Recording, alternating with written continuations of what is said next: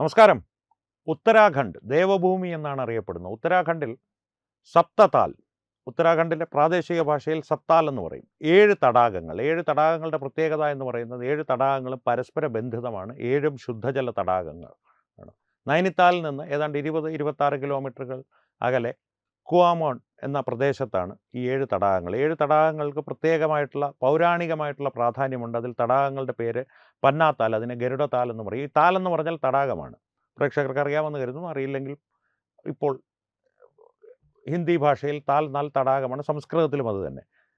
നളദമയന്തി താൽ, പൂർണ്ണതാൽ, സീതാതാൽ, രാംതാൽ, ലക്ഷ്മൺ താൽ, ഷുഗാതാൽ. ഷുഗാതാലിനെ ഭരതതാൽ എന്നും അറിയപ്പെടും. ഭരതൻ്റെ ഈ പേരുകളിൽ നിന്ന് തന്നെ വ്യക്തമാണല്ലോ. ഗരുഡനുമായിട്ട് ബന്ധപ്പെട്ട തടാകം, നളദമയന്തിയുമായിട്ട് ബന്ധപ്പെട്ട തടാകം, രാമനുമായി, സീതയുമായി, ലക്ഷ്മണനുമായി, ഭരതനുമായി ഒക്കെ ബന്ധപ്പെട്ടിട്ടുള്ള തടാകങ്ങൾ. അങ്ങനെ 7 തടാകങ്ങൾ. അതിലൊരെണ്ണം പൂർണ്ണതാൽ. അതാണ് ഏറ്റവും പൂർണ്ണതയുള്ളത്. അതിൽ നിന്ന് മനസ്സിലാക്കേണ്ടത് ഈ പൂർണ്ണതാൽ എന്നുള്ളതാണ് ഏറ്റവും വലിയ തടാകം. ബാക്കിയുള്ളതെല്ലാം അവാന്തര വിഭാഗങ്ങളായിട്ടുള്ള കൊച്ചു കൊച്ചു തടാകങ്ങളാണ്. ഓരോ പൗരാണിക ഇതിഹാസ സംഭവങ്ങൾ നടക്കുമ്പോൾ നിർമ്മിക്കപ്പെട്ടതോ അല്ലെങ്കിൽ അത് ആ സംഭവങ്ങളിലൂടെ പ്രസിദ്ധമായിട്ടുള്ളൊരു തടാകമാണ്.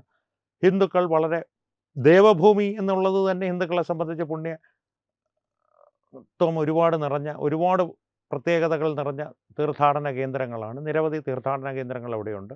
ഉത്തരാഖണ്ഡ് ഏതാണ്ട് മുഴുവനായി തന്നെ ഹിന്ദുക്കളെ സംബന്ധിച്ച് പുണ്യഭൂമിയാണ്. അവിടെ തന്നെ ഈ ഒരു പവിത്രതയുടെ കാര്യത്തിൽ ഒരു പടി മുൻപിൽ നിൽക്കുന്ന പ്രദേശമാണ് ഈ സത്താൽ അല്ലെങ്കിൽ സപ്തതാൽ എന്നറിയപ്പെടുന്ന ഈ 7 തടാകങ്ങൾ നിറഞ്ഞ പ്രദേശം. ആ പ്രദേശത്ത് ഇപ്പോൾ വലിയ തോതിൽ കയ്യേറ്റം നടക്കുകയാണ്. തത്വമയി ന്യൂസ് അത്തരത്തിലൊരു വാർത്തയാണ് പ്രേക്ഷകരുടെ മുമ്പിൽ ബ്രേക്ക് ചെയ്യുന്നത്. ക്രിസ്ത്യൻ മിഷണറിമാരുടെ വൻ തോതിലുള്ള കയ്യേറ്റം ഉത്തരാഖണ്ഡിൽ സപ്തതാൽ പ്രദേശത്ത് നടക്കുകയാണ്. ചിന്തിച്ചു നോക്കൂ, രാമൻ, ലക്ഷ്മണൻ, സീത, ഭരതൻ തുടങ്ങിയ രാമായണത്തിലെ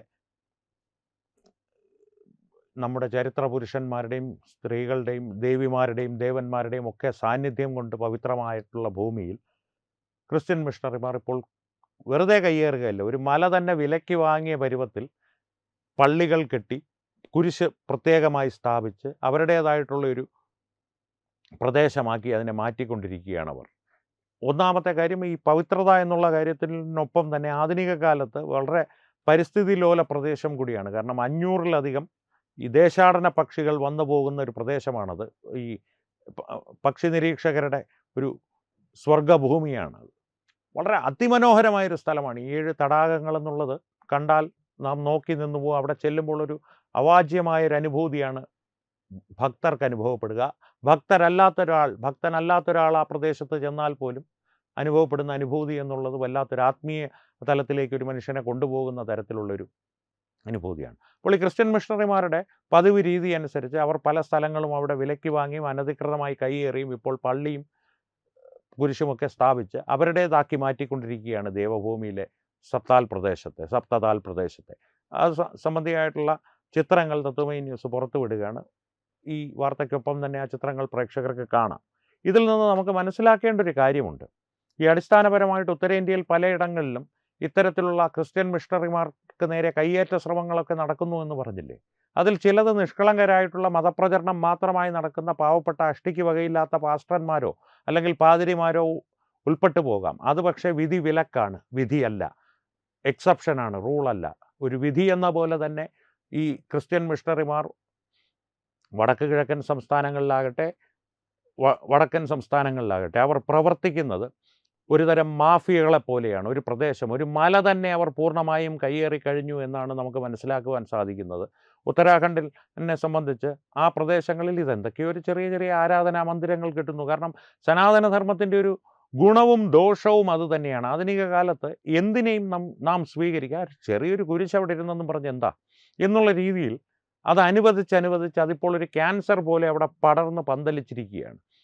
ആ പ്രദേശം ആകെ പടർന്നു പിടിച്ചിരിക്കുകയാണ്. ഇപ്പോൾ ദേവഭൂമി എന്നുള്ളത് നാളെ യേശുഭൂമി ആയാലും അല്ലെങ്കിൽ അങ്ങനെയാണ് അതിനെ വിളിക്കേണ്ടത് എന്ന് ഇപ്പോൾ തിരുപ്പുറംകുണ്ട്രം പോലുള്ള സ്ഥലങ്ങളിൽ ജിഹാദികൾ കയ്യേറി അവിടെ ഒരു ദീപം തെളിയിക്കാൻ ഹിന്ദുക്കൾ പെടാപ്പാട് പെടുന്നത് പോലെ നാളെ ദേവഭൂമിയിൽ ഒരു തീർത്ഥാടനം നടത്തണമെങ്കിൽ വത്തിക്കാനിൽ നിന്നുള്ള അനുവാദം വേണമെന്ന് പാതിരിമാർ വാദിച്ചാൽ നാം അത്ഭുതപ്പെടേണ്ടതില്ല. അത്തരത്തിലൊരു സാഹചര്യമാണ് അവിടെ ഉരുത്തിരിഞ്ഞു വരുന്നത്.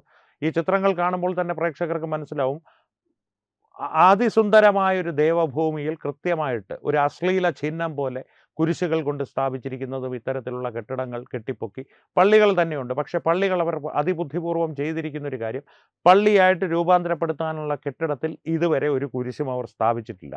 അതിൻ്റെ കാര്യം പ്രേക്ഷകരൊന്ന് ചിന്തിച്ചു നോക്കൂ. പെട്ടെന്ന് മലയാളികൾക്ക് അതിൻ്റെ ഒരു പിന്നിലുള്ള കുതന്ത്രം മനസ്സിലാവില്ല. അവരത് ചെയ്തിരിക്കുന്നത് ഉത്തരേന്ത്യക്കാർക്കും അവിടുത്തെ നിയമപാലകർക്കും, സാധാരണ പ്രാദേശിക ഒരു കോൺസ്റ്റബിളിൻ്റെ കാര്യം എടുക്കുക.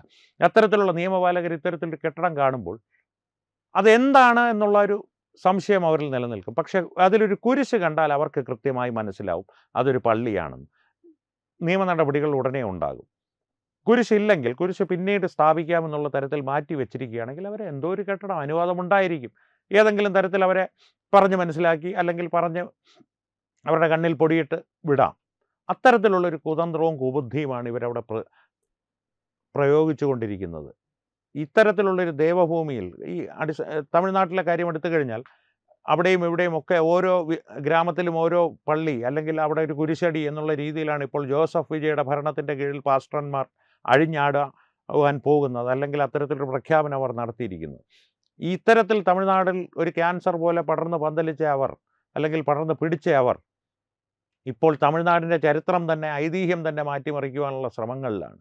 തിരുവള്ളുവർ തിരുക്കുറൾ എഴുതിയത് ക്രിസ്ത്യൻ പാതിരിമാരിൽ നിന്ന് പ്രചോദനം ഉൾക്കൊണ്ടിട്ടാണ്. ക്രിസ്തുവുമായിട്ട് നേരിട്ട് ഒരു സംഭാഷണം നടത്തിയതിന് ശേഷമാണെന്നുള്ള ഐതിഹ്യം വരെ അവർ അവിടെ പടച്ചുവിടുവാൻ നോക്കി. തമിഴ് കടവുൾ മുരുകൻ എന്നൊരു ആശയം അവർ മുന്നോട്ട് വെച്ചിട്ടുണ്ട്. മുരുകൻ എന്നുള്ള മുരുക ഭഗവാൻ തമിഴന്മാരുടെ മാത്രം ദൈവമാണ്. എന്നിട്ടിപ്പോൾ അങ്ങനൊരു ആശയം ഇറക്കി വിട്ടിട്ട് അതിന് പിന്നാലെ വരുന്നത് മുരുകൻ എന്നുള്ളത് ശരിക്കും ജീവിച്ചിരുന്ന ഒരു തമിഴനായിരുന്നു. ആ മുരുകനാണ് തമിഴനെ കൃഷിയും മറ്റു കാര്യങ്ങളെല്ലാം പഠിപ്പിച്ചത്. അതായത് ദൈവം എന്നുള്ളൊരു സങ്കല്പത്തിൽ നിന്ന് മുരുകനെ അടർത്തി മാറ്റി, മുരുകൻ കൈലിയുമൊക്കെ എടുത്ത് രാവിലെ അല്ലെങ്കിൽ പഴയ പാളസാറൊക്കെ ഇട്ട് രാവിലെ കണ്ടത്തിൽ നിലമുഴാൻ ഇറങ്ങിയിരുന്ന ഒരു വ്യക്തി മാത്രമായിരുന്നു. അതൊക്കെ പഠിപ്പിച്ചു കൊടുത്തൊരു വ്യക്തിയാണ് എന്നുള്ള രീതിയിലേക്ക് മുരുകൻ്റെ നില ഇറക്കി കൊണ്ടുവരികയാണ്. അതായത് യേശുവിനെ ഇങ്ങനെ കയറ്റി കൊണ്ടുവരിക. എല്ലാം യേശു യേശു, എനിക്കുണ്ടേലെന്നാ എനിക്കില്ലേലെന്നാ എന്നെ കർത്താവ് നോക്കിക്കൊള്ളും എന്നുള്ളൊരു തത്വം യേശുവിൻ്റെ കാര്യത്തിലും, മുരുകൻ്റെ കാര്യത്തിൽ മുരുകൻ ഒരു കർഷകനായിരുന്നു എന്നുള്ള തരത്തിൽ, അല്ലെങ്കിൽ കൃഷി കണ്ടുപിടിച്ചത് മുരുകനായിരുന്നു. മുരുകൻ അത്രയും ഞങ്ങൾ സമ്മതിച്ചു കൊടുക്കാമെന്നുള്ള ദയാവായ്പോടുകൂടി പെരുമാറുന്ന ഇവർ ഉത്തരാഖണ്ഡിൽ നാളെ രാമനും സീതയും എല്ലാം ക്രിസ്തുവിൻ്റെ 12 അനുയായികളുടെ പല പേരാണ് എന്ന് പറയില്ല എന്ന് ആര് കണ്ടു? പറയുന്ന ചരിത്രങ്ങളുണ്ട്. ഉത്തരേന്ത്യയിൽ പല ഉൾനാടൻ ഗ്രാമങ്ങളിലും വിദ്യാഭ്യാസമില്ലാത്ത ജനങ്ങളുടെ ഇടയിൽ ചെന്ന് ആരാധിക്കുന്ന വിഗ്രഹങ്ങൾ, ശിലയിൽ പണിഞ്ഞ വിഗ്രഹങ്ങൾ വെള്ളത്തിലിട്ട് അത് മുക്കി കാണിച്ചിട്ട് മെഴുകിലും മരത്തിൽ തടിയിലും പണിയിച്ച യേശുവിൻ്റെയും കന്യാമറിയത്തിൻ്റെയും വിഗ്രഹങ്ങൾ വെള്ളത്തിൽ മുങ്ങാതെ ഇരിക്കുന്നത് അവരുടെ ദൈവം സത്യമായതുകൊണ്ടാണ്, അത്ഭുതങ്ങളാണ് എന്നുള്ള ഒരു വാദം നടത്തിയവരാണിവർ. പിന്നെ അത് നിർത്തിയത് എങ്ങനെയാണെന്നറിയാമോ? തീ കൊണ്ടുള്ളൊരു പരീക്ഷണം, അഗ്നി പരീക്ഷയാണ് ഹിന്ദു പുരാണങ്ങളിൽ പറഞ്ഞിട്ടുള്ളത് എന്ന് ബുദ്ധിമാന്മാരായിട്ടുള്ള ജനങ്ങൾ പറഞ്ഞപ്പോൾ വെണ്ണയും വിറകും മരത്തടിയും തീയിൽ കത്തിപ്പോവുകയും ശില കൂടുതൽ ഭംഗിയോടുകൂടി, കൃഷ്ണശിലകളിലാണ് വിഗ്രഹങ്ങൾ കുത്തിയെടുക്കുന്നത്, അഗ്നിയിൽ കൂടുതൽ ഭംഗിയോടുകൂടി ശോഭിക്കുകയും ചെയ്തതോടുകൂടിയാണ് പലയിടങ്ങളിൽ നിന്നും ഇവർ ജീവനും കൊണ്ട് ഓടിയത്. ഇതൊക്കെ കൊണ്ടാണ് പലയിടങ്ങളിൽ നിന്നും ഈ ഗ്രാമ്യമായ ഭാഷയിൽ പറഞ്ഞാൽ വാങ്ങിച്ച് കെട്ടുന്നത്, ആടി കിട്ടുന്ന ഒരു പരിപാടി ഉണ്ടല്ലോ. ഇവിടെ നെഞ്ചത്തടിയും നിലവിളിയൊക്കെ വരുന്നത് പാസ്റ്റർ സന്തോഷ് തമ്പിയെ ഉത്തർപ്രദേശിൽ ജനം കുനിച്ചു നിർത്തി ഇടിച്ചു. അപ്പോൾ യേശു എന്നല്ല എൻ്റെ അമ്മയെ എന്നാണ് വിളിച്ചത്. ഒരു അല്പം കൂടി പിന്നോക്കമായിരുന്നു ഇത് കൊടുത്തിരുന്നെങ്കിൽ ചിലപ്പോൾ എൻ്റെ ഗുരുവായൂരപ്പ എന്ന് വിളിച്ചേനെ. കാരണം വിശ്വാസത്തിൽ നിന്ന് പൂർണ്ണമായും മസ്തിഷ്ക പ്രക്ഷാളനം ചെയ്യപ്പെട്ടിട്ടില്ലാത്തൊരവസ്ഥയിൽ അങ്ങനെയുള്ള കാര്യങ്ങളൊക്കെ അവിടെ നടക്കും. അത് എന്തുകൊണ്ടാണെന്ന് ചോദിച്ചാൽ ഇത്തരത്തിലുള്ള കയ്യിലിരിപ്പുകൾ കൊണ്ടാണ്. പക്ഷേ ഇതിപ്പോൾ ഒരു തമാശയായിട്ടോ അല്ലെങ്കിൽ ഒരു പരിഹാസമായിട്ടോ ഞാൻ പറഞ്ഞത് വെച്ചിട്ട് ഉത്തരാഖണ്ഡിൽ ദേവഭൂമിയിൽ നടക്കുന്നത് ഒരു നിസ്സാരമായിട്ടുള്ള കയ്യേറ്റമാണെന്ന് പ്രേക്ഷകർ ധരിച്ചു കളയരുത്. വീഡിയോ ഉൾപ്പെടെയുള്ള ദൃശ്യങ്ങൾ വരും ദിവസങ്ങളിൽ തത്വമയി ന്യൂസ് പ്രേക്ഷകരുമായി പങ്കുവയ്ക്കുന്നതാണ്. ഇപ്പോൾ ഈ വാർത്ത അറിഞ്ഞ വഴി ഈ ഉത്തരാഖണ്ഡിൽ ഈ സപ്തതാലിൻ്റെ 7 തടാകങ്ങളുടെ ഒരു പ്രാമുഖ്യം, അതിൻ്റെ ഒരു പ്രാധാന്യം അറിയാവുന്നവരെല്ലാം ഞെട്ടിയിരിക്കുകയാണ്. ഇത് ഞങ്ങൾക്ക് ഈ വാർത്ത ലഭിച്ചപ്പോൾ ഡെസ്കിൽ തന്നെ ആകെപ്പാടെ പെട്ടെന്നൊരു തലയിലൊരു തരിപ്പാണ് തോന്നിയത്. കാരണം ഇത്തരത്തിലുള്ളൊരു ഭൂമിയിൽ പോലും ഇത്രയും ഒരു സധൈര്യം ഒരു കയ്യേറ്റം നടത്താമെങ്കിൽ, പ്രത്യേകിച്ച് ഉത്തരാഖണ്ഡും ഉത്തർപ്രദേശും എല്ലാം അടുത്തടുത്ത് കിടക്കുന്ന പ്രദേശങ്ങളാണ്. നിയമ നടപടികൾ ഉണ്ടാകുമെന്നറിയാം. പക്ഷേ ഉണ്ടാകുമെങ്കിലും അവരെ സംരക്ഷിക്കാൻ ആരൊക്കെയോ ഒരുങ്ങി നിൽക്കുന്നു എന്നുള്ള ധൈര്യത്തിൽ അവരിതിന് മുതിർന്നിട്ടുണ്ടെങ്കിൽ ഇത് നിസ്സാരമായിട്ടുള്ളൊരു പദ്ധതി അല്ല. തിമോത്തി ഇനിഷ്യേറ്റീവ് പോലുള്ള ക്രിസ്ത്യൻ സംഘടനകൾ ഭാരതത്തിൽ കുഴപ്പങ്ങളുണ്ടാക്കാൻ കോടിക്കണക്കിന് രൂപ നക്സലുകൾക്ക് പോലും കൈമാറിയ വിവരങ്ങൾ തത്വമയി ന്യൂസ് തന്നെ പ്രേക്ഷകരുമായി പങ്കുവച്ചിരുന്നു.